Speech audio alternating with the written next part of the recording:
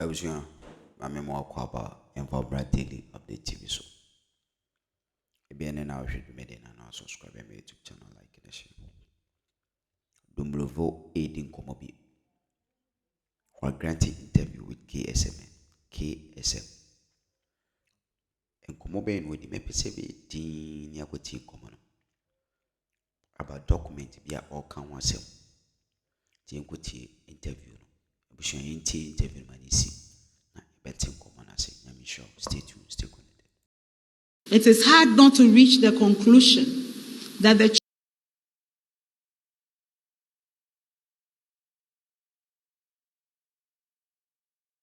are being conducted. Maybe you can take a tour to Adu Lodge and see.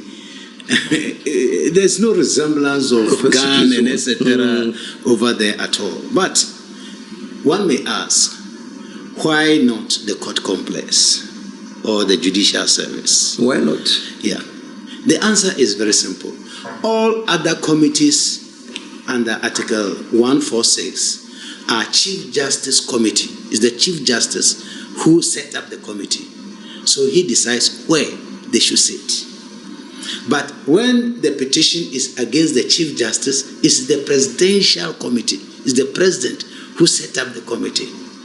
So it is not for the Chief Justice to tell us where to sit. It is for the President to tell us where we should sit. So they found a place for us. And again, because of the requirement that the proceedings should be in camera also, we thought that was a better place. Because people will not come and mount their cameras and be shooting and say, oh, these are the panel members, this is the petitioner, this is the respondent going, etc. So we thought it was a very appropriate place.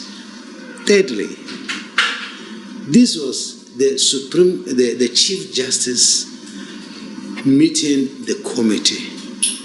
And if we should do that in a court complex, it's a bit demeaning. It's like she's appearing before people at his own place where any time in the past she was the top person. Now she is appearing there before. So we thought it was not the best place. But anyone who would like to go and see the place should try and arrange and go and see the place and see. That security issue, to me, it doesn't fly at all. We also heard that she says... Are you suggesting that the place was too open and it couldn't have been a security issue? No, it is. There's a gate, so you cannot just enter. But when you enter, there is nobody there to do anything about it. So she talked about being searched when she went there. Get ready for a new look, new feel. Before you enter, there's a thorough search of my body and my handbag in violation of protocols and courtesies extended to any Chief Justice.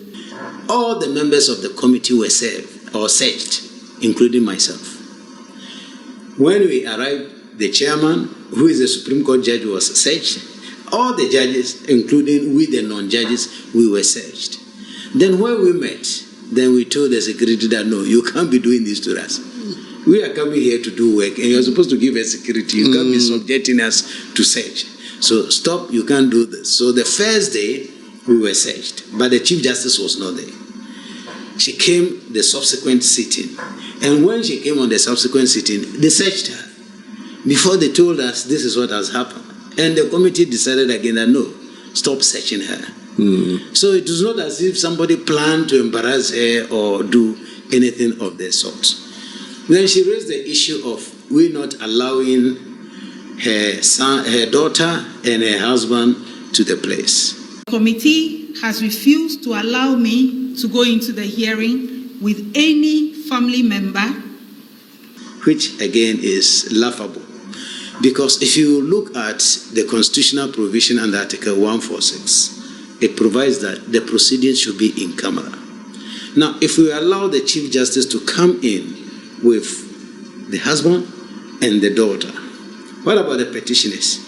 Will the petitioners also be allowed to come in with their spouses and their children? And assuming the Chief Justice sympathizes, go to court and say, no, this thing is not in camera because there were other people in the room. They threw everything out. So in camera technically means that no one outside of the Unless you judiciary. have a role to play, you are a party, or maybe you provide technical support like the police and the people who record the proceedings. Apart from that, no you can't just come and say, like how we do in court, I'm going to listen. No, you can't come and listen.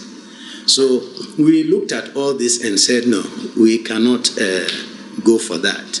So that also explains the reason why we did not allow it. Then I heard her saying that she had waived her right of hearing in camera. In order to address the troubling violations of the Constitution and illegality of the proceedings that have become obvious to me, that became obvious to me from the beginning of the process. I started an action in the Supreme Court.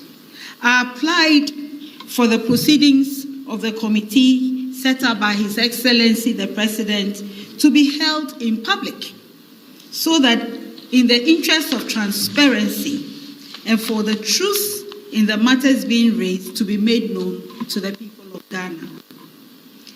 I did so because I knew that the secrecy of the proceedings for removing justices was not created in the Constitution as a cover-up for any agenda. Maybe the type of constitution or the version of the constitution she reads is different from the one I have read. The constitution is categorical.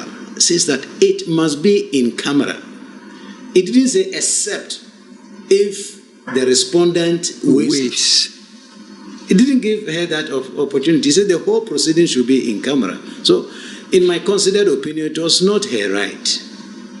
It is what the Constitution dictates that I think we should follow. Now let's come to Mr. Ayukwe Otu's attack on me. I find it very interesting. He said he has provided all the evidence to Mr. Domelevo, a former Auditor General, and I sat there and I didn't take it, and other people, whatever influenced my decision, he doesn't know. Well, being an experienced lawyer, I expected him to know that yes, he provided evidence to us.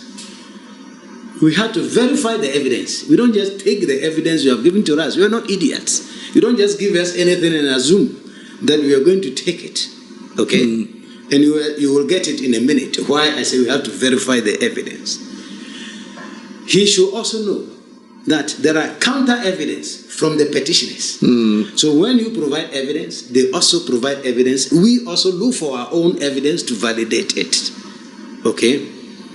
And I want to put it on record that he provided us with evidence that were fake evidence.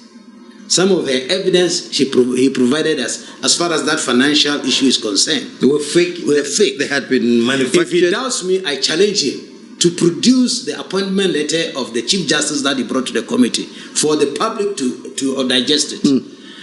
It will interest you to know that it is the junior of the Chief Justice, the Judicial Secretary, who appointed the Chief Justice. How was that? Yes, that letter he produced is signed by the Judicial Secretary appointing a Chief Justice.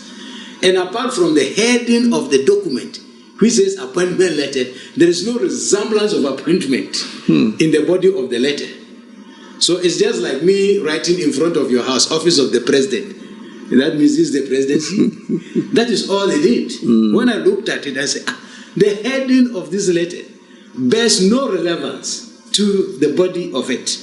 But be it as it may, in the public service and even in the private sector, a junior officer does not appoint a senior officer. So basically, you're saying it was fake? It's a fake document. It's a fake document. It's one of the evidence he produced just to make an argument. I don't believe it is authentic. Even if it is authentic, it is wrong. It is not the right document. Because the appointment of the Chief Justice per the Constitution is by the President, not the judicial service. So it's the president's signature that should be on. Exactly. And normally when you are appointed by the president, he actually issues, I've forgotten a decree or something like that, forgotten the name, a fiat or something like that. There's a document that is signed to show that you have been so appointed. You remember they give you something, a round document or paper, like a scroll. in the national scroll, in the national colors. Yeah. Yes, normally it contains something like that, which shows that you have been appointed to become whatever position you are given. So, to me, that document is fake. But let's go on to other issues. Now we are talking about the incentives of a chief justice, the traveling allowances and what his family, etc., had to contain. Anyone who wants to understand this should read Article 71 of the Constitution. Article 71 of the Ghana's Constitution provides that it shall be determined by the president on the recommendation of a committee of not more than 5. There's what we call the Presidential Emolument Committee. The first one was by Chinwe Ese Committee. The last one was by Professor Fofie's committee. Almost every 4 years, that document comes out. If you peruse that document, which is supposed to determine the salary, the incentives, the benefits, etc. of the Chief Justice, that document does not give the Chief Justice even one personal travel at the expense of government. That is, the Chief Justice could go on official travels, is clearly stated there. But it does not allow her or him, if he's a man or a woman, to travel for a personal purpose at the expense of the government. And again, if you peruse that document, it does not provide anywhere that the Chief Justice shall be accompanied by the spouse or a family member. The only incentive provided in those documents that I'm talking about, there are about 5 or 6 of them. If you look, you peruse them, you will see that there are 2 things. Medical and dental health services are supposed to be borne by government for the incumbent, that is the Chief Justice, the spouse, and children below or up to the age of 18, but not exceeding 4. So, in fact, that applies not only to the Chief Justice, even for me as a former Auditor General, when I was in office as Auditor General, it applies. So the Chief Justice was entitled to medical services at the expense of the government, that is from public funds, dental services at the expense of government, and his or her spouse and a child of not more than 18 years are all to benefit from it. There is never a mention anywhere of personal travels. The Chief Justice's appointment letter stated clearly that she will be entitled to 2 vacations in a year, and she can choose wherever she wants to go. There was this travel policy which allows the Chief Justice to travel with a person of her own choice, and that whatever, whatever per diem is given to her, the person is traveling with will be giving half. These are not stories. They are all there. And I challenge Mr. Iko to produce one of those documents. The second argument is that in my considered opinion, again, if Mr. Iko would like to come again, he should show me where the mandate was given to the Judicial Council to approve a traveling policy for the Chief Justice. Because of the judicial independence, they also granted them financial independence and asked them to work according to what they think is best to secure their independence. And therefore, they told them that it is only the Judicial Council that can determine anything which is pertaining to them, and not necessarily the executive. Not necessarily the executive. So the travel policy was something that came out from the Judicial Council, where Puama has been serving. He knows that there was this travel policy. Because, mind you, I said Article 71 already provides how those things should be determined.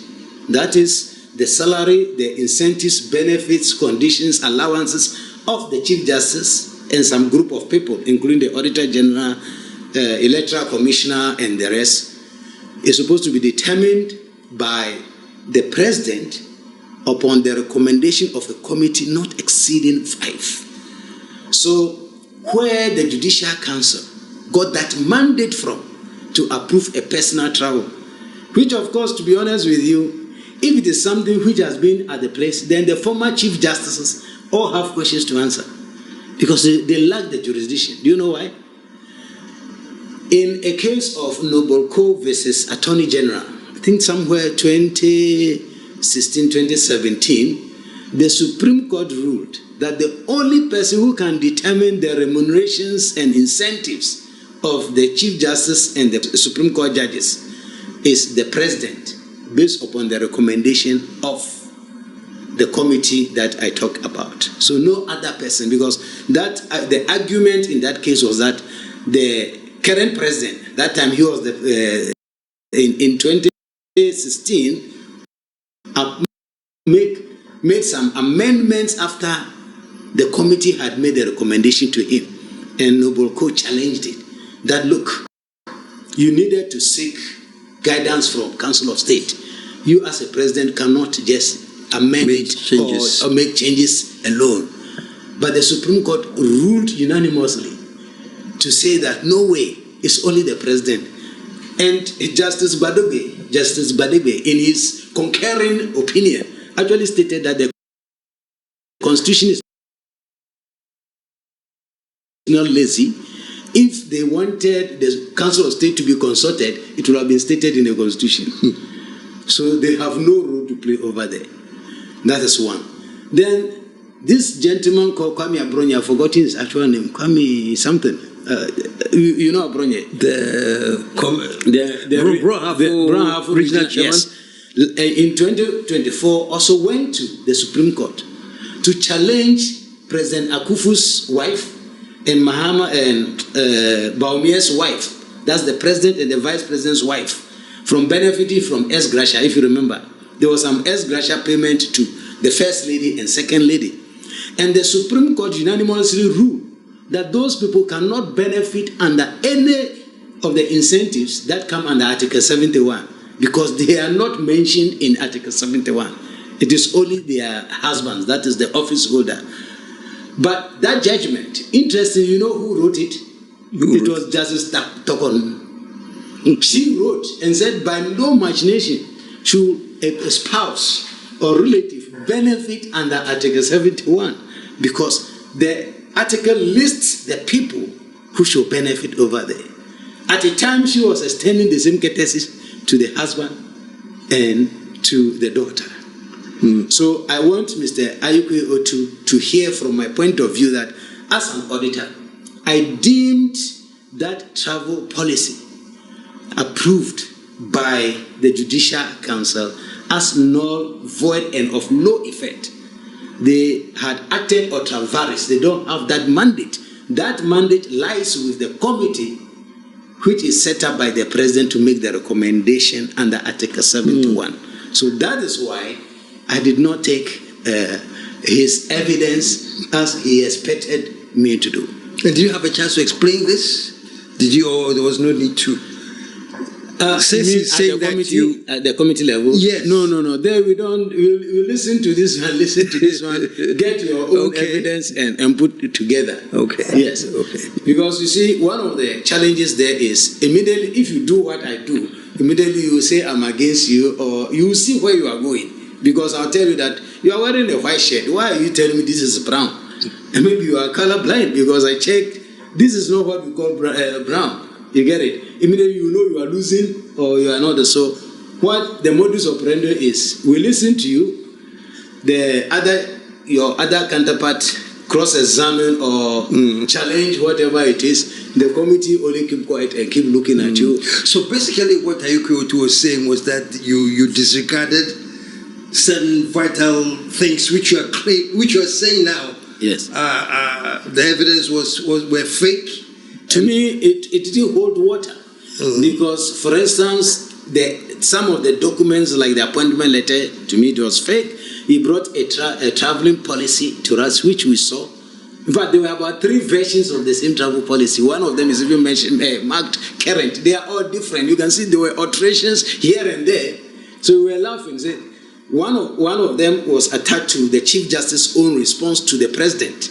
If you compared it to what came into, was attached to her affidavit in chief, it's different from what was also tendered by their Director of Finance. They were all different. It's like the same travel policy, several versions. Yes. Well, I'm glad you had the opportunity to answer in such depth, because that was the claim, and I said, as soon as we come on the show, I want you to react to that. So I'm glad you have. Thank you. I'm glad you have.